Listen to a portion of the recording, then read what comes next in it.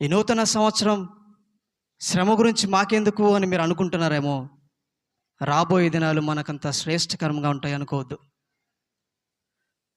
ఈ రోజు నుంచే మనం ప్రతిదినము మన జీవితంలో లెక్క పెట్టుకుంటూ గడపవలసిన దినాలు. ప్రభు రాకడ అతి సమీపంగా లేదా? ఎన్ని సూచక్రియలు నీ ముందు నా ముందు జరిగినాయి, ఇప్పటికీ జరుగుతూనే ఉన్నాయి. ప్రభు చాలా సమీపంగా ఉన్నాడని మనం గ్రహించినప్పుడు శ్రమలలో మనం ఎలా సిద్ధపడాలో వాక్యపు వెలుగులో మనం ప్రతిదినము నేర్చుకుంటాం.